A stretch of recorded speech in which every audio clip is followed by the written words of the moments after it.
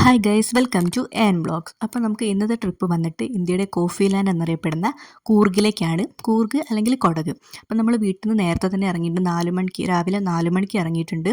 അപ്പം നമ്മൾ ട്രിപ്പിൽ ഇപ്പം ഞാനും നിഖിലേട്ടൻ്റെ ഫ്രണ്ട്സും പിന്നെ നിഖിലേട്ടൻ്റെ അനിയത്തി അമ്മുവും ഞങ്ങൾ 6 പേരാണ് ഉള്ളത്. അപ്പോൾ ഞങ്ങൾ കാറിൽ നിന്നൊക്കെ ഇങ്ങനെ കുറേ ചളിയൊക്കെ അടിച്ചിട്ട് ഇങ്ങനെ ഓരോന്നൊക്കെ പറഞ്ഞിട്ട് ഇങ്ങനെ പോവുകയാണ്. അപ്പോൾ നമ്മളൊരു 8:30 ആകുമ്പോഴേക്ക് തന്നെ പെരിയപട്ടണ എന്ന് പറഞ്ഞിട്ടുള്ള ആ ഒരു സ്ഥലത്തേക്ക് കയറിയിട്ടുണ്ട്. അപ്പോൾ അവിടുന്ന് തന്നെ നമ്മൾ രാവിലത്തെ ബ്രേക്ക്ഫാസ്റ്റ് കഴിച്ചു.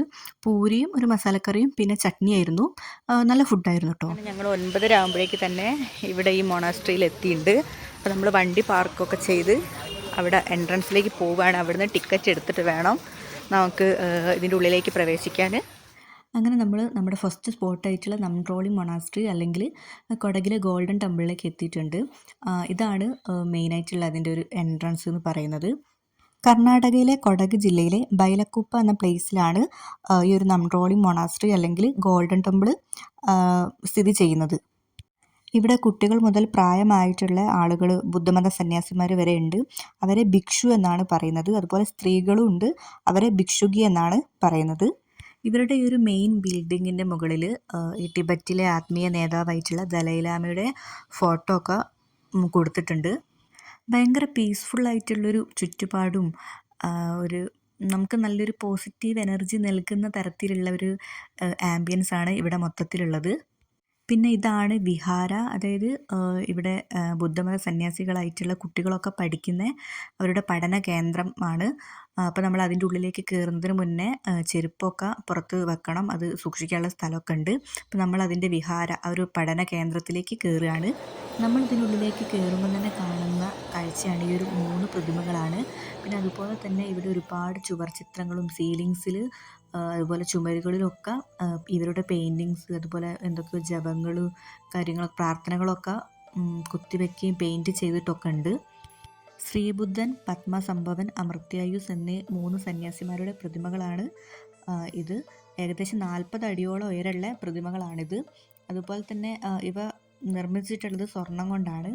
അതുകൊണ്ട് തന്നെയാണ് ഇതിന് ഗോൾഡൻ ടെമ്പിൾ എന്ന് പറഞ്ഞിട്ടുള്ള ആ ഒരു പേരും വന്നത്. നമ്മളങ്ങനെ മെയിൻ വിഹാരയിൽ നിന്ന് ഇറങ്ങിയിട്ടുണ്ട്. അപ്പോൾ അതിന് അടുത്ത് തന്നെയുള്ള വേറൊരു ഹോള് കാണാൻ പോവുകയാണ്.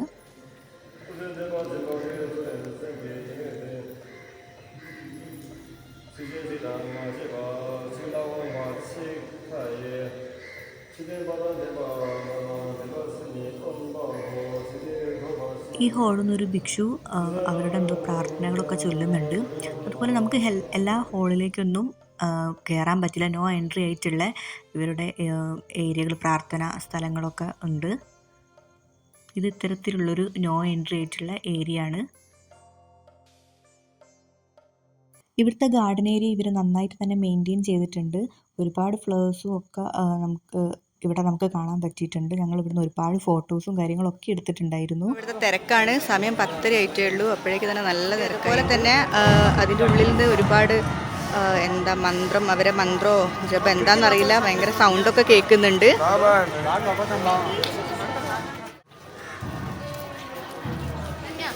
ഇവിടെ തന്നെ ഇവരുടെ പർച്ചേസിങ്ങിനുള്ള ഷോപ്പുകൾ, പലതരത്തിലുള്ള ഷോപ്പുകളും വരുന്നുണ്ട്. ഇവർ തന്നെ നടത്തുന്ന ഷോപ്പുകളാണ്. ഇവിടെ ഇപ്പോൾ നല്ല റഷാണ്.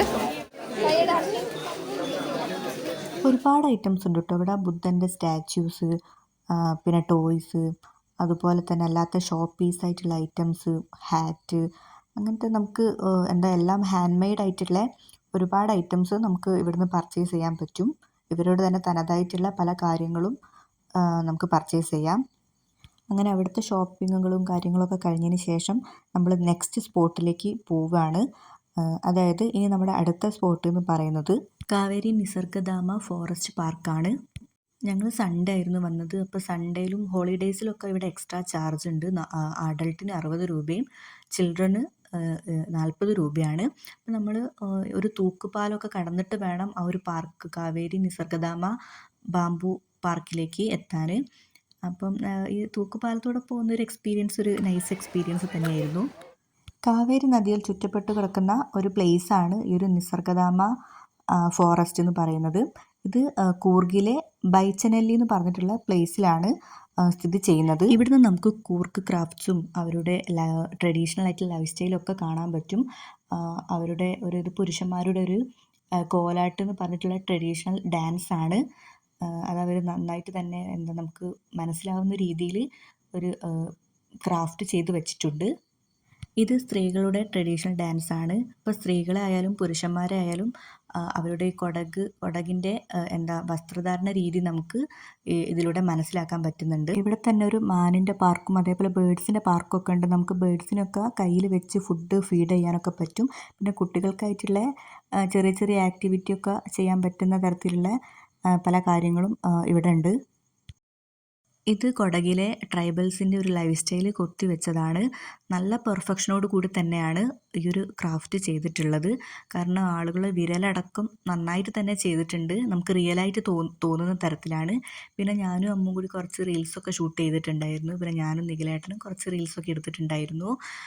പിന്നെ ഏകദേശം ഇപ്പോൾ ഒരു 12:30 ഒക്കെ ആയിട്ടുണ്ട്. അപ്പോൾ ഞങ്ങൾ ഈ ഒരു പാർക്ക് മൊത്തം ചുറ്റിക്കണ്ട് ഇവിടുന്ന് ഇറങ്ങാൻ നോക്കുകയാണ്.